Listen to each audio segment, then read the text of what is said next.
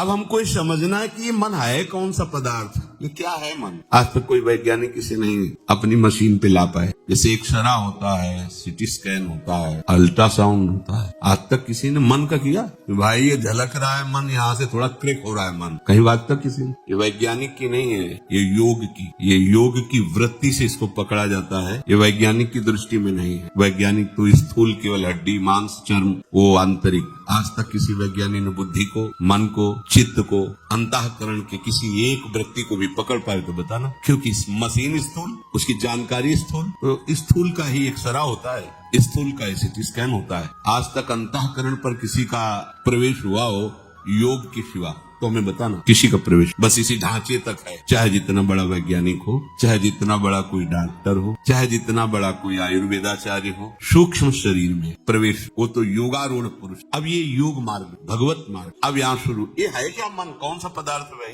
क्या है ये कह रहे हैं कि तुम्हारे जड़ शरीर और परमात्मा आत्मस्वरूप, इसके बीच की एक आकर्षण शक्ति बड़ा विलक्षण है। इसे ना आप जड़ ही कह सकते हो, ना इसे चेतन नहीं कह सकते। आप इसको ये भी नहीं कह सकते कि जड़ आनंद का पूर्ण मूर्तिमान स्वरूप इसी में प्रकट होगा। आप इसे चैतन्य भी नहीं कर सकते क्योंकि प्रकृति से मना कष्टान इंद्रियाण प्रकृति स्थान कर्षति, इसी से बंधन और मोक्ष है। इसी से मन एवं मनुष्याणाम कारणम बंध मोक्षयो। यही जब तक ये बिचौलिया इधर रहेगा संसार की तरफ तो आप बंधे हैं, कोई भी हो। प्रभु की तरफ आ गया तो आप मोक्ष की प्राप्ति। हम लोग जो उपासना के मार्ग में हैं, बीच में त्रिशंकु की तरह भी है, ना पूरे प्रभु की तरफ हो पा रहे और न संसार भी अब अच्छा लग रहा है। ये स्थिति ज्यादा भयावह होती है। कम से कम संसारी मूढ़तावश सही, वो अपने मार्ग में तो है, मूढ़तावश अज्ञान के मार्ग तो उसी में राजी है। 100 कुंतल गेहूं हो गया है, थोड़ी लाही चना हो गया है, बढ़िया है, वो खुशी हो गया, इतने में बढ़िया है। बच्चों का ब्याह हो गया, वो मुक्त हो गया। देखो ना अनुभूतियां, देखो ना, मुक्त हो, मतलब आप क्या, मतलब फाइनल में वो आप क्या, हमारे जैसा भाग्यवान कौन। वो कम से कम उतने को तो मान रहा है। यहाँ इतना तो विवेक हो ही गया कि ये सब झूठा है, पर ये पूरा का पूरा सही नहीं आ पा रहा है कि झूठा है। उधर रुचि भी नहीं हो रही, आकर्षण भी है, और जिधर हमारी सत्यता का भाव आ गया उधर पूरे उत्साह से हम चल रहे हैं। तो बीच में जो दशा है ये बड़ी भयावह दशा होती है। इसे पार करना चाहिए, बहुत तीव्रता से इस मार्ग काटो, नहीं तो अरज जाना होता है। मन एवं मनुष्याणाम कारणम बंध मोक्ष, बीच की वस्तु चैतन्य घनात्म स्वरूप का इस पर इधर प्रकृति जन्य आकर्षण इस पर पड़ रहा है, मन पर। इसे ना आप जड़ कह सकते हैं, ना आप इसे चैतन्य कह सकते हैं। एक विलक्षण वस्तु है मन। जगत नाम की कोई चीज नहीं, इसी मन ने रचा है जगत। तुम्हारा मन नहीं तो जगत है ही नहीं। ये वैज्ञानिकों की भाषा नहीं है, ये योगारूढ़ महापुरुषों की भाषा। अब आपको उसको बिल्कुल सरल भाव में बता रहे, मन है तो जगत है, मन नहीं तो जगत नहीं। अब आप विचार करके देख, जो बात आपने मन में डाल दी है उतना ही आपकी समझ में है, जो बात नहीं मन में डाली वो है ही नहीं आपकी। बहुत बड़ी सृष्टि, बहुत विषय, बहुत प्रपंच, लेकिन जितना डाला है ना मन में उतना ही आपके है। इसके बाद कहाँ है बताओ। आप सोचो कैसा है हालैंड, थाईलैंड, अमेरिका, कैसा भला दिखा दे मन आप, लेकिन चित्रपट में भी अगर देखा है और डाल दिया है मन में, मन से ही जगत है, नहीं तो है। बोले है तो तभी तो चित्रपट डाला उसमें, तो वो भी जो चित्र बना किसी मन के द्वारा ही बना है। वो भी जो बना स्थान जिसमें चित्र में डाला गया वो भी मन के द्वारा ही बना है। कैसे? बोले जैसे स्वप्न में शरीर स्थूल पड़ा हुआ है और स्वप्न में पूरे का पूरा संसार रच दिया इस मन ने। मन ही अस्त्र बना, मन ही मारने वाला बना, मन ही मरने वाला बना, मन ही बचाने वाला बना, मन ही खाने वाला बना, मन ही खिलाने वाला बना, जो वस्तु खाई जाती वो मन बना। सब कुछ स्वप्न में केवल मन बना, केवल मन, दूसरा कुछ नहीं। स्वप्न में केवल मन बना, और जब जगे आप तो कुछ था क्या, ये कब पता चला? जब जगे। अगर आपको जगत दिखाई दे रहा तो अभी जगे नहीं। स्वप्न में भी ऐसा एक स्वप्न आता कि मैं जग चुका हूँ, उसी स्वप्न में स्वप्नांतर भी देख रहा है वो, लेकिन है वो स्वप्न में ही। ठीक ऐसे ही जब तक स्त्री पुरुष जड़ चैतन्य ऊंच नीच सुख दुख हानि लाभ ये स्वप्न रचा हुआ है मन रूपी माया का, ये मन जब तक भगवदाकार नहीं होगा तब तक ये जगत दिखाई दे रहा है। इस जगत का अस्तित्व है मन से ही है। मन ठीक हो गया तो आप ना कभी बंधे थे और ना आपका कभी मोक्ष होगा, क्योंकि आप बंधन को प्राप्त होते तब तो मोक्ष होता। आपको कोई बांध ही नहीं सकता, आप भगवान के अंश हैं। ये संकल्प विकल्प करके जैसे स्वप्न में पूरी सृष्टि रचता है। जनक जी ने तो ये देखा, एक दिन स्वप्न में देखा कि उनका राज्य छिन गया है, बहुत गरीब हो गए हैं, भूख से बहुत व्याकुल है। उन्होंने किसी तरह मांग करके गांव से कुछ चावल और दाल इकट्ठा किया और मिट्टी के उस पात्र में उसको रखकर उपला बीन करके उसको पका रहे थे खिचड़ी। इतने में 2 सांड लड़ते हुए आए, वो खिचड़ी मिट्टी का पात्र फोड़ बड़े भूख से और जब जगे अपनी शैया पर, देवताओं को भी जो सुख नहीं महाराज जनक जी को प्राप्त थे। सिया जी के पिता होने का सौभाग्य मिला, ज्ञानियों में शिरोमणि विदेहराज। ये क्या था? भूख से व्याकुल दर दर भटक रहा था। ये सत्य कि अभी इस राज वैभव में, कि ये सत्य कि वो क्या? एक शब्द में अष्टावक्र जी ने उत्तर दिया था, ना ये सत्य ना वो सत्य। जिसे तुम जागृत में देख रहे हो ये मोह निद्रा का स्वप्न है, और जिसे तुम स्वप्न में देखा था वो तमोगुणी निद्रा का स्वप्न है। दोनों स्वप्न ही है। ये दोनों स्वप्न मन के बनाए हुए हैं, नहीं तो भगवान के सिवा एक कण भी कोई और नहीं। पक्की बात है। ये मन जब तक भगवदानंद में युक्त नहीं होता तब तक ये जगत का प्रपंच स्वयं रचता रहता है। ये जिस पदार्थ को ग्रहण करता वही रूप बना लेता है अपना। देखो गुलाब जामुन, मन बन गया गुलाब जामुन, स्वाद बन गया, रसेंद्री में स्वाद आ गया, आंखों के सामने गुलाब जामुन आ गया, मन में व्याकुलता पैदा हो गई। ये कुछ भी हो, कैसे गुलाब जामुन, जलेबी, जो चाहो। अब देखो जहां आपने किसी वस्तु को आनंद अंश में स्वीकार किया, इसमें सुख है, वो पूरा का पूरा मन बन जाएगा।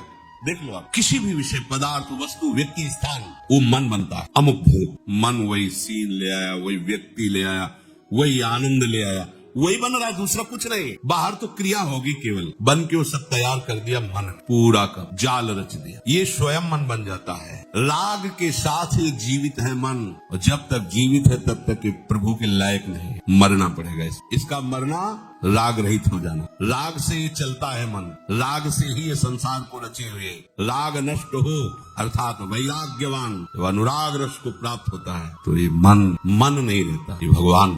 इसीलिए इसे केवल जड़ भी नहीं कह सकते और चैतन्य भी नहीं कह सकते। जड़ की तरफ आकर्षित है तो जड़वत चेष्टा करता है, और चैतन्य की तरफ आकर्षित हो जाए तो भगवत स्वरूप मन है। सारे अनर्थों की उत्पत्ति का स्थान राग से ही मन जीवित है। राग ना हो तो विषयों में सुख का अनुभव कोई कर ही नहीं सकता। विषयों में सुख है ही नहीं, राग में। कभी कभी जैसे शराब पीने वाले देखा ना, ऐसे से कर, और फिर पीता जा रहा है ऐसे, मतलब एक इंद्रिय उसकी कह रही नहीं, राग है। ऐसे भी दर्शन हुए, यही देखा है परिक्रमा मार्ग में, धाम के सामने बीच से नाली रज का था। पहले तो रोड बना ही नहीं, शाम के बाद कोई नहीं निकलता था इधर से, कभी कोई ब्रजवासी ऐसे, गाड़ी वाड़ी तो सवाल ही नहीं था, स्कूटी आदि तो इधर, बड़ा आनंद रज, और नाली बीच से बहती थी ऐसे टेढ़ी में। हमने देखा कि एक आदमी जो है जैसे कोई बैतरणी पार कर रहा हो तो किनारे खड़े विचार करता है। रात्रि से 8-9 बजे वो कदम बढ़ाता है, फिर लौट जाता है। ऐसे कोई नाली है, मतलब जरा सी नाली ऐसे, मतलब 10-5 मिनट तो विचार मग्न रहा कि जैसे किस उपाय से दरिया पार की जाए। जैसे आप सच्ची वाली है, पैर उठाया उसी नाली में गिर गया, मतलब नाली नहीं पार कर। और जब अब ये हुआ कि अब मर न जाए नाली, तो उसको बदबू आ रही थी, जब उठाया ऐसे उसकी, मतलब राष्ट्रपति भी ऐसे बोलने में हिचके, अहम की धरा चरम सीमा की, उसको लग रहा है आनंद में निमग्न, नाली में पड़ा है आनंद। देखो क्या हुआ, राग मान लिया उस। कैसी दूसरे लोग देख करके उपहास करते, घृणा बुद्धि करते, लेकिन वो दूसरे दिन फिर उसे पैसा लगा। ये सारा का सारा अनर्थ राग में छुपा है। और ये राग कहाँ है? मन। अगर मन वैरागी हो जाए, अभी परमानंद की अनुभव जाए, ये जिस विषय में दुख देख लेगा उसे भूल कर नहीं करेगा, पर राग छुपा होने के कारण बातों से भले कहे। जैसे अब उसी का लड़का अगर कहीं ठेके पे खड़ा दिखाई दे, यद्यपि वो शराबी, पर उसको चुभेगा, वो कहेगा बेटा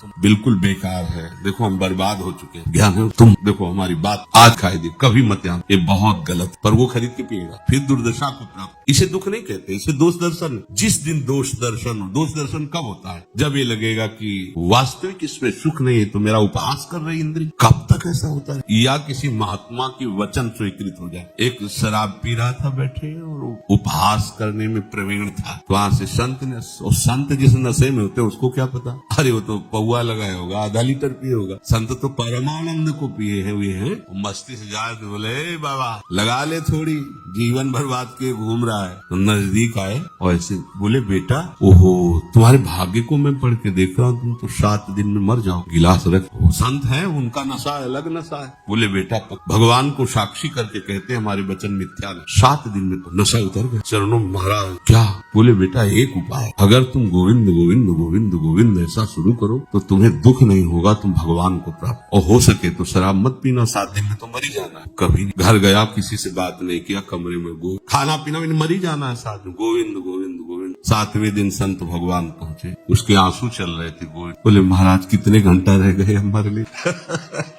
बोले 7 दिन से पिया तो नहीं, बोले नहीं पिया भी नहीं, कुछ खाया भी नहीं, बस गोविंद गोविंद गोविंद। तो बोले बेटा तुम तो अमर हो, अब तुम मरोगे। हाँ, शरीर किसी दिन 7 दिन के अंदर छूट जाएगा, रविवार से रविवार तक 7 दिन ही होते, इन्हीं में किसी में मरोगे, अब तुम अमर हो गए। हमसे कह रहे तो थोड़ी लगा लो ना, तो हमने थोड़ी अपनी लगा दी, आपके ऊपर चढ़ गया ना साहब, रात दिन जपो गोविंद गोविंद, गलती मत कर। या तो मृत्यु जनित दुख का आभास हो जाए तो हर चीज आप छोड़, परिवार मकान दुकान सब छोड़ना बड़ा कठिन। तो अभी पता चल जाए कि अगर तुम शाम तक गायब नहीं हो गए तो सरकारी हिसाब से तुम फांसी में चढ़ा दिए जाओ, तो पूरा जीवन किसी गुफा में काटना मंजूर करेगा, लेकिन फंसना मंजूर। सबसे वैराग्य उसको हो जाए, या तो भय और या अत्यंत राग। कोई मिल जाए मुस्कुरा के तो पूरा परिवार छोड़ देगा, संपत्ति छोड़ देगा, कुल छोड़ देगा, धर्म छोड़ देगा। 2 चीजें हैं, या तो राग और या तो भय। राग से राग कटता है और भय से भी राग का त्याग हो जाता है। तो या तो तुम्हें काल का भय, मृत्यु का भय, दुख का भय सतावे तो प्रभु की शरण में आओ, जो सभी तावा शरणाई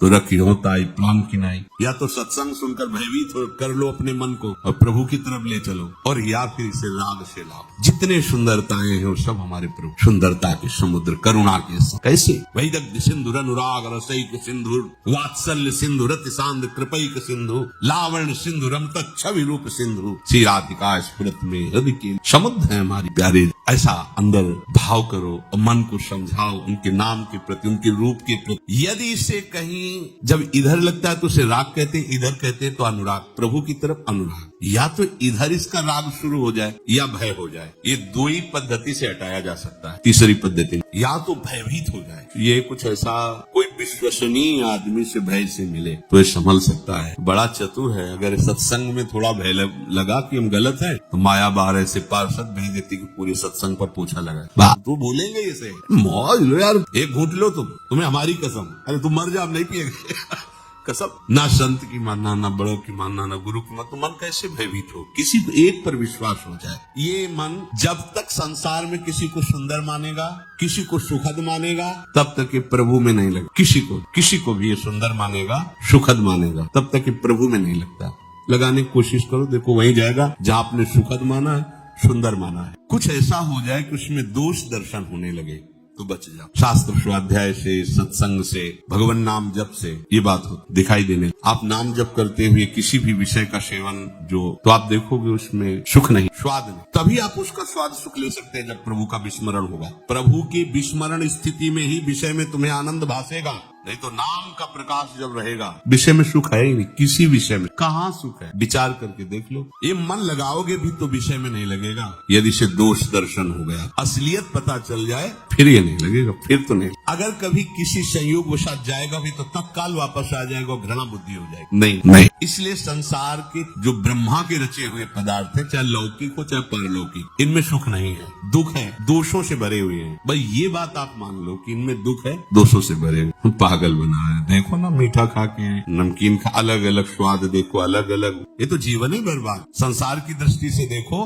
तो बाबा जी का जीवन बर्बाद, न लड़का, न बच्चा, न पत्नी, न कोई सुख, न रात दिन तिलक लगा मजीरा भला, न कोई मनोरंजन। और जैसे लोग नहीं, कोई महीना भर की छुट्टी हुई है तो अमुक जगह चलते हैं, अमुक पार्टी, इनकी तो रोज वही पार्टी, राधा वल्लभ सी, हरिवंशी, वृंदावन श्री वंचन। उनकी नजर में इनका जीवन बर्बाद हो, इनकी नजर में उनका पूरा जीवन बर्बाद। वास्तविक उनके हाथ क्या लगा, क्या है? जब आपका शरीर पूरा होने का समय आएगा तो आपके पास फाइनल में क्या जमा हुआ पूरे जीवन में, क्या? वही दुष्कर्म, वही ऐसे कर्म जो पुनः आपको दंड देंगे। आपके पास भजन, आपके पास भगवत आराधना अगर ये है तो आप देखना मरने के समय आपके अंदर उत्साह, क्योंकि आप धनी, हर व्यवस्था आपके चरण चूमेगी, अब आपकी यात्रा बड़ी शुभ होगी, मंगलमय होगी। इसीलिए सब मरने के नाम से कांप उठते, क्योंकि आगे की तैयारी नहीं। कहाँ जाना है पता नहीं, क्या है आपके पास, कुछ नहीं। यहाँ जो बटोरा सब यही छूट जाएगा। और संत जन क्या बटोरते हैं, परम धन आधार, वो अविनाशी है और वही साथ जाएगा। और उस नाम का प्रभाव ऐसा कि जितना कूड़ा करकट भूल से जमा हुआ था, अंतिम समय तक वो भस्म कर देगा, कुछ साथ नहीं, केवल प्रकाश, केवल नाम, केवल प्रभु। मानने से इस संसार के प्रति दुख दोष का दर्शन होने लगे, जो भगवान कह रहे हैं, दुख योने या दुख आलयम, तो फिर मन नहीं जाए। अगर आपको यह वीडियो अच्छी लगी है तो वीडियो को लाइक करें, कमेंट करें और चैनल को सब्सक्राइब जरूर करें। और मैं आपको मिलता हूँ कल एक और नए वीडियो के साथ। राधे राधे।